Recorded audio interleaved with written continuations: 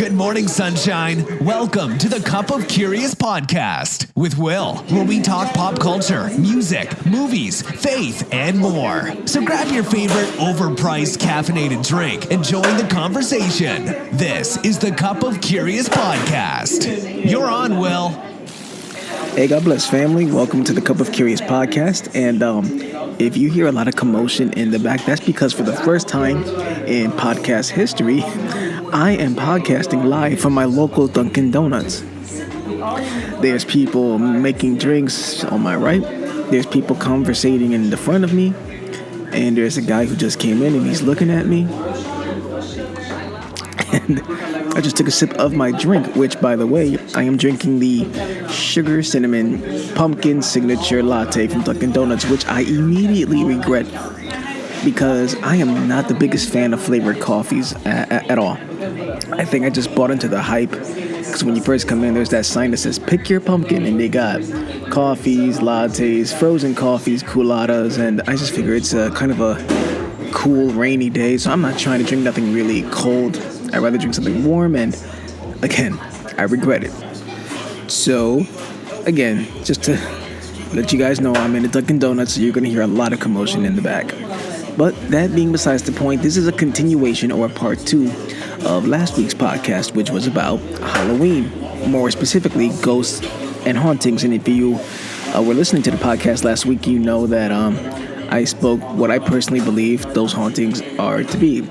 I believe those hauntings, whether they're, people trying to reach out to loved ones who pass away, to malicious hauntings where the doors are slamming and stuff like that, it is demons just messing with people that are entertaining you to pull you away from Christ. Because, as I said it last week, that stuff is extremely popular.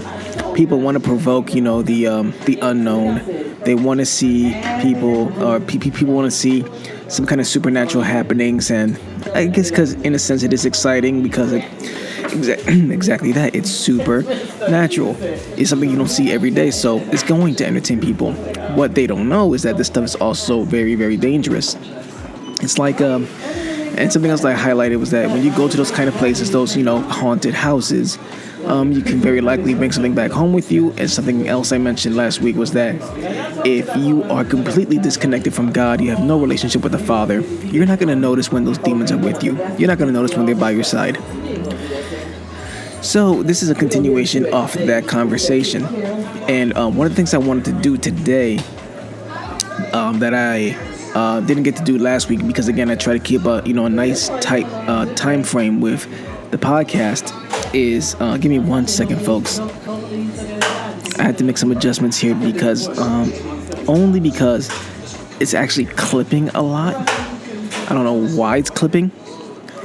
So if this podcast sounds a little choppy this time, I don't know if it's because of where I'm at, but I'm trying to fix that as we continue on. And I just realized something else. I don't have my regular pop filter on, so my P's are going to sound very pronounced. So forgive me. My P's and my S's and my T's are. Anyway, so I'm going to step back. When I step back, anyway. So what I want to say is that something I used to do, or something I've done at least twice in my local congregation when talking about Halloween, was some of the misconceptions of Halloween that I want to clear up, that I would like to clear up anyway. One of them being is that Halloween is Satan's birthday. Satan doesn't have a birthday. You have to be born to have a birthday. I don't know if that's just something like a bunch of elders passed around, because I remember being told that by the older people in my family, being told that by some of my cousins, that it's the devil's birthday, that's why we don't do it, blah blah blah. But you have to be born to have a birthday, so it's not Satan's birthday. Some of the symbolism in Halloween, let's clear up some of those as well. Pumpkins aren't evil. Look, I'm Spanish, right? So I'm more than sure that some people put pumpkins in their beans when they're cooking, right? Pumpkins in themselves aren't sinful. They are are they vegetables? Yeah, I think pumpkins are vegetables. So anyway, there's just that, but there's an intent when you start carving it. For the intention of when you carve it, like, are you carving it to make a pie, or are you carving it for the spirit of Halloween? And I know that seems like a stretch, but if you actually look at the history of the jack-o'-lantern, it's based on something spiritual, something very there's a negative spiritual origin to the jack-o'-lantern. If I remember, and someone could correct me, which I'm sure somebody will. I think there was a spirit named Jack that I think heaven didn't want him, and neither did hell. So he's like in limbo. So he made this lantern made out of a turnip to help guide him through the limbo that he's in. But anyway, pumpkins aren't evil. Black cats aren't evil. I feel so bad for the cats because some people, some people just, and I've actually just found this out not too long ago, maybe a couple of months ago. Some people just buy black cats because for the sake of Halloween, they just buy it as a decoration. Some people are forcefully breeding black cats for the sake of, for Halloween, and it's a shame. But black cats aren't evil. They're not a product of Satan or nothing like that. If you're mad at the black cat, don't be mad at the cat. Be mad at God. He's the one who made the cat. Black cats aren't evil. Get over it. Another thing that I want to talk about is the skeletons. Now, in some cultures, in some contexts, yes, a skeleton can be a symbol of death. However, first of all, let's be reminded that both you and I have skeletons inside us as we're living. But also, if you're a person that believes 100% that skeletons are evil, then I really hope that if you have a child in school, that their biology class has no kind of skeleton. Because then you would have to tell the school teacher, hey, I don't want my kid in there, there's a skeleton in there, and you know how silly you're going to sound. And I brought up this point on Tuesday when I was teaching the Halloween class, and one of the brothers from church also noted that we also use skeletons when we're marking something as poisonous or dangerous, the skull and crossbones. And which is true. When we see that, we see it as something to be aware of. So it's used as a warning, as a healthy warning, to stay away from certain substances or certain places that can cause, very bad injury or death. So yeah, in that case, it does represent death in that context in a good way. So we just have to be careful on how we perceive these things because there's a difference between being, cautious and being just overtly spiritual. Not everything is spiritual. Not everything is overt. Not everything is bad. Not everything is evil. You know what I'm saying? We just have to, get off of our spiritual high horse for a minute and just really look at the whole picture. Because when this time of year comes around, people just examine Halloween as one big demonic thing. Now, don't get it twisted. I don't participate in it because I do believe that there are evil things happening on the day of Halloween. Excuse me. You will see people talking about their testimonies from being probably the most famous one, and I forgot the gentleman's name. It's a guy who used to be a Satan worshiper. He talked about how he had a satanic wedding. There were animal sacrifices and all that kind of stuff. I believe that stuff still happens, okay? I believe it 100% that stuff still happens. I believe that there are still witches and sorcerers who are doing their thing, especially even more so on Halloween. And I think I may have mentioned it on last week's podcast, but if I didn't, witches and sorcerers are a real thing. I think when people think of witches and sorcerers, they think of, the witch from The Wizard of Oz, or they think sorcerers, they think of Merlin from Disney, pointy hat, long beard. Witches and sorcerers, they don't look like that. I mean, I guess they could. I mean, the sorcerer anyway. But a witch can look like you and me, male or female. They don't have to have green skin. Well, they don't have green skin. They don't wear pointy hats. They look like you and me. They could be walking around in a plain shirt, jeans, sneakers, hair up in a bun, smiling at you, and you never know. Anybody really can practice witchcraft. And my teacher for a few years, Miguel Cotto, God bless you, Rabbi, his testimony, part of his testimony anyways, that he used to dabble with the spiritual. So he has a lot of experience there. And I think that's something else people tend to forget, is that because these things are real and people really experience them, that's why we're so cautious or so adamant about not celebrating Halloween. Not necessarily because of its pagan origins, and I'm going to say it like that because we have holidays that we celebrate that are pagan, that we still continue to celebrate. I celebrate Christmas. I know Christmas has its origins where it's at. I still celebrate it, though, in the sense of I still get together with my family on December 25th. We do gift exchanges. We do have a tree in our home. We don't worship the tree. We don't bow down and say, oh, praise the mighty tree. We don't do any of this stuff. This stuff for me is about family and nostalgia, and it's that kind of thing. I'm sorry about that. This guy just dragged his chair across the table or the floor. Anyway, And of course, we can even go further about what has pagan origins. Birthdays have pagan origins. Wedding anniversaries have pagan origins. Mother's Day, Father's Day, these all have pagan origins. And we as believers tend to be very nitpicky and we cherry pick a lot, but that's another conversation for another time. Maybe I'll talk about that during the Christmas season. But anyway, it's not necessarily because it's pagan that we avoid it. We avoid it because of the spiritual things that happen, the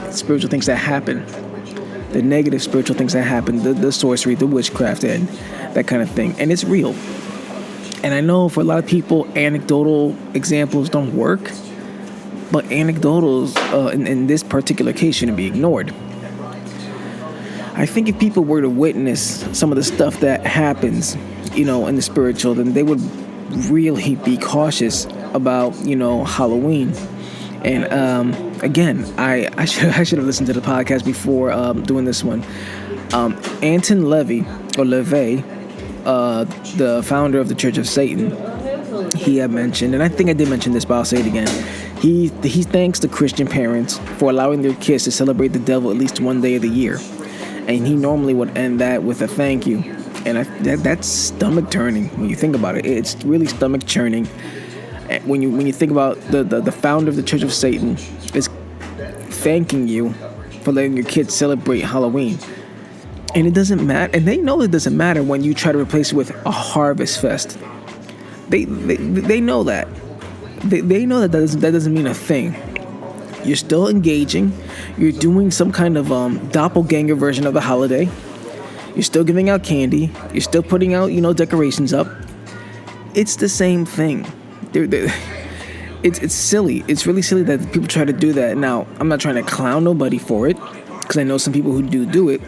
I just don't think it's necessary. If you're going to have a service, just have a service. Just have a youth service. Invite the youth over. Tell them about, what happens on the spirit during the time of Halloween. Again, I think it has something to do with that people don't experience it themselves. Both the non-believer and the believer. Because unfortunately, there are a lot of Christians who still celebrate Halloween. I think if they were to see and experience some of the stuff that happens, they wouldn't be so quick to, celebrate or engage in that holiday. Sharing a personal experience of my own, we had a family friend who used to practice witchcraft heavy. And when I was a kid, I was terrified of this woman. And I remember one time, when you looked at her, you knew something wasn't right. Like, she had the face of someone who was dabbling in that kind of stuff. Like, in my eyes, she looked like the witch from Snow White and the Seven Dwarfs when she became the old woman. She was scary as hell to me. And I remember one time I was in my grandmother's house, just sitting on the couch, and she walked in, and immediately I covered my eyes because I was so scared of this woman. And when she came up to me, she did something, and I don't know what she did, but she did something to my hands that I was able to see through them and see her face. So I had to turn around and bury my face in the couch because it was that scary. And I don't know if she thought at the time that was cute or what, but that shook me real bad.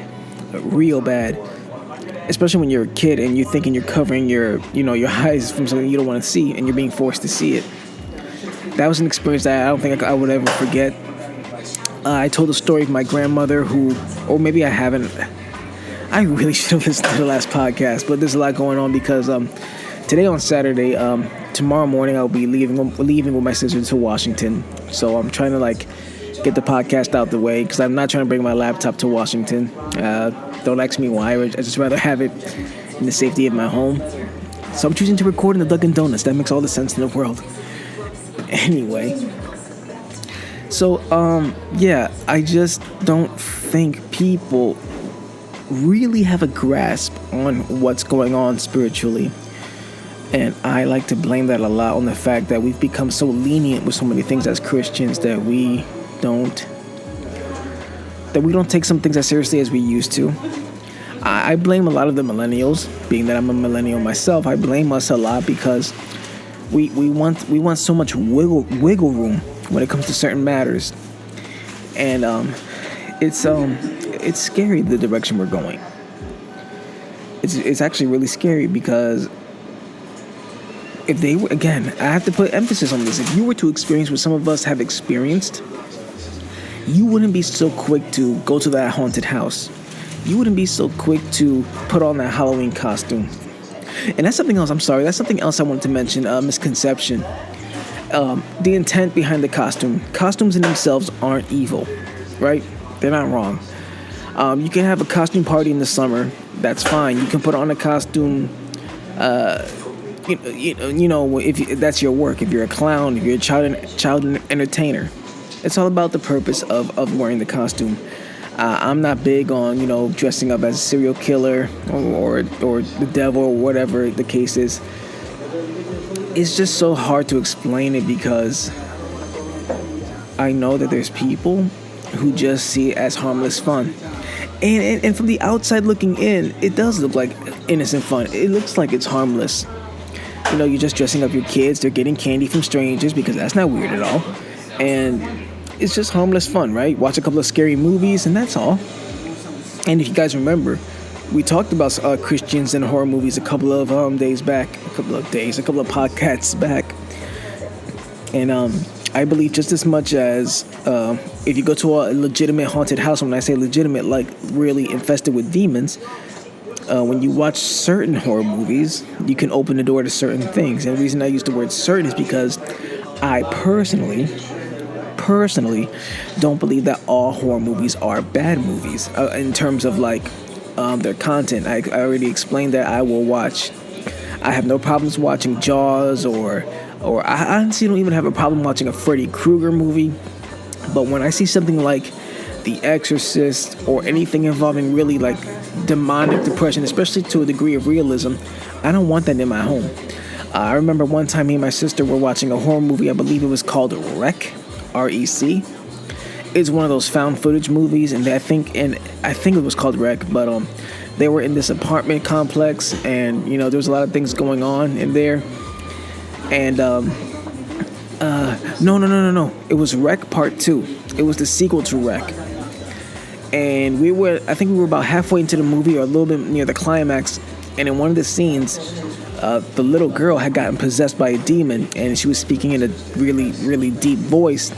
And I paused the movie and I told Brittany, I don't do that. We don't do this here. If she wanted to watch it in her room, she could have. But I told her that's where I stopped. Because I'm pretty lenient when it comes to, horror films. I'm open to watch them, all depending on what they are. But as soon as I seen that, I was extraordinarily uncomfortable.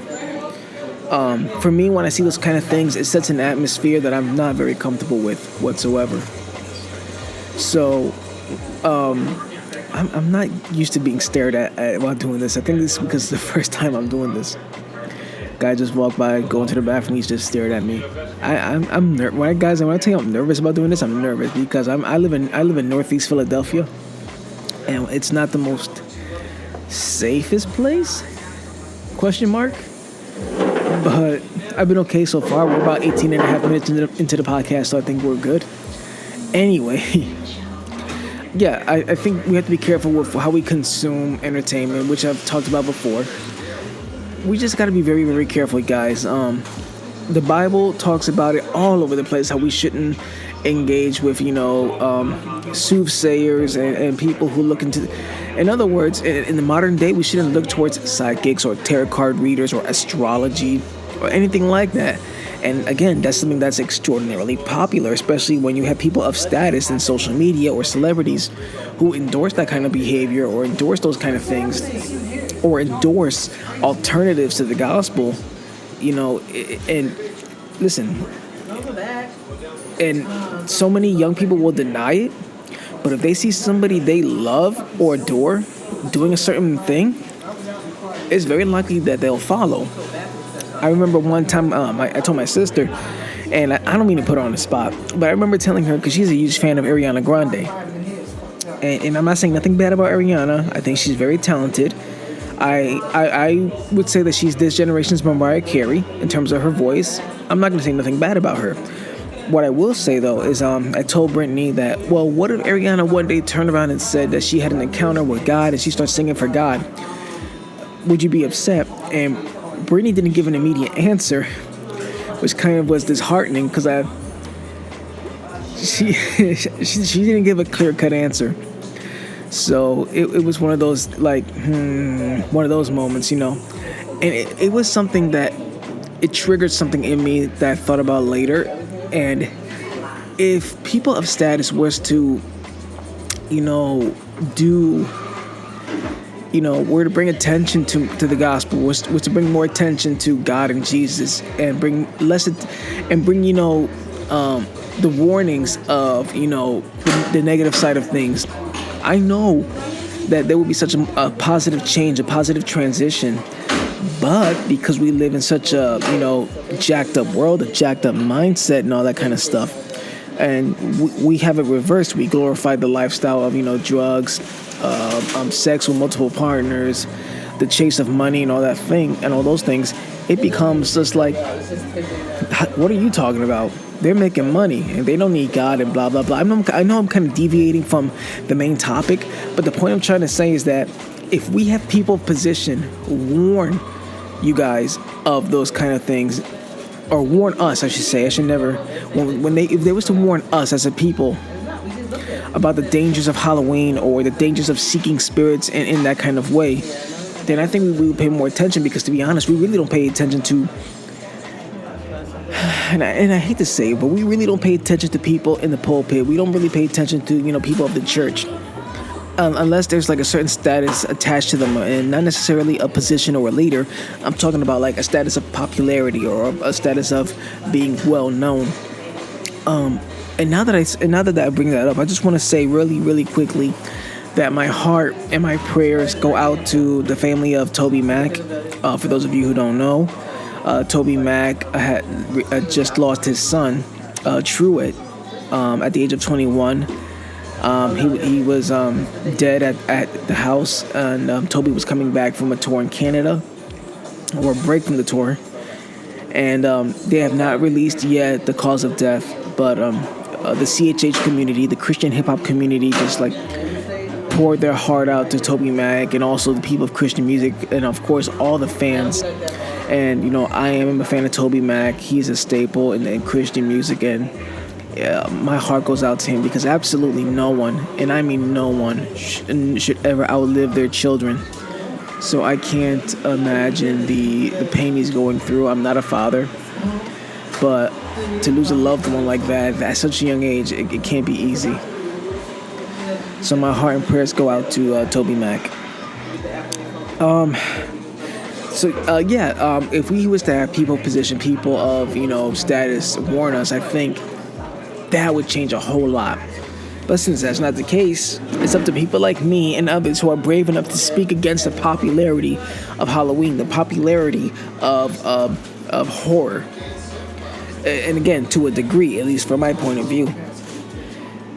So, my takeaway from all this, guys, or what I want you to take away from all of this, is that if you're a believer, and if you choose to celebrate Halloween, all I can do as your brother in Christ is encourage you not to, but if you do, to please be careful. People are insane out there, and because people are dressed up in costumes, you don't know who's under those masks. If you are taking your children out, please do a thorough examination of the candies that they're receiving.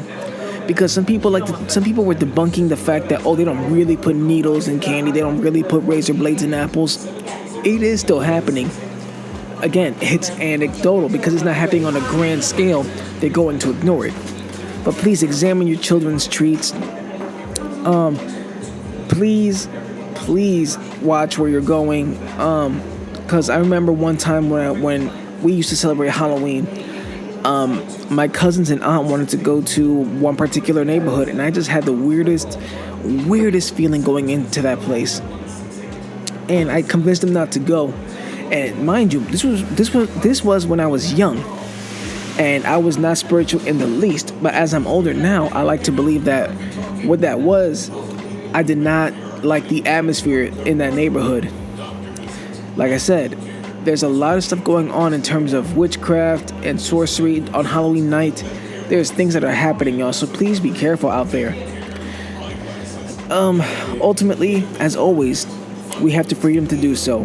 When I did the Bible class on Tuesday on Halloween, I started off with the question, can a Christian engage in Halloween?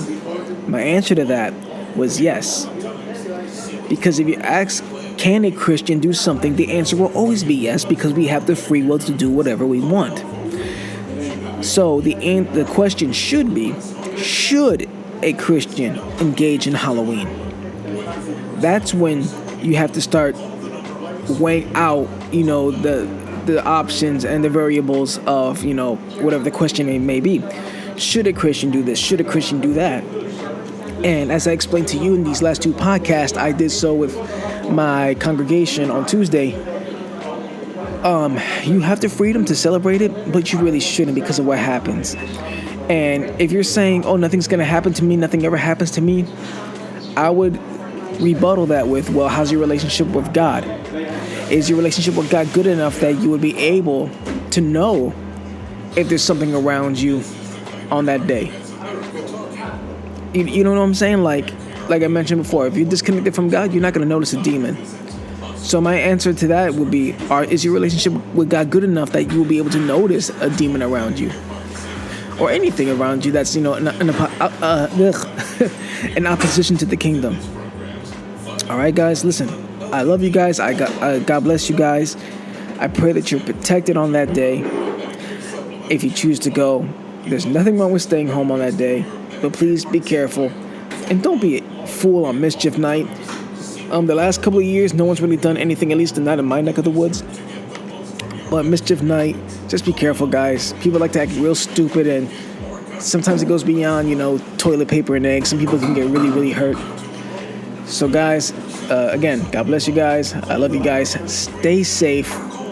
And I will talk to you guys on the next podcast where we will be talking about Kanye West dropping a gospel album, CHH's response, and my response, because I did give the album a listen. So until then, guys, I love you. I want to give a quick thanks to Dunkin Donuts for allowing me to do so. Hey, buddy, thank you. He can't hear me or see me. I want to thank Dunkin for allowing me to do this, and I want to thank God for keeping me safe while doing it. And I have to say, guys, again, cinnamon sugar pumpkin signature latte. It's a mouthful, and it's a mouthful of nasty. I'm sorry. I just most likely ruined any possible sponsorship from Dunkin Donuts for trash talking their drink. But anyway, God bless you guys. Love y'all. Catch y'all next time. Thanks for listening to the show. Have a suggestion for the next episode? Want Will to answer a question? Want to recommend a drink or tell him to give the voiceover guy a pay raise? Then shoot an email at cupofcurious@gmail.com or slide in our DMs on Instagram @cupofcurious. Remember, stay thirsty and stay curious.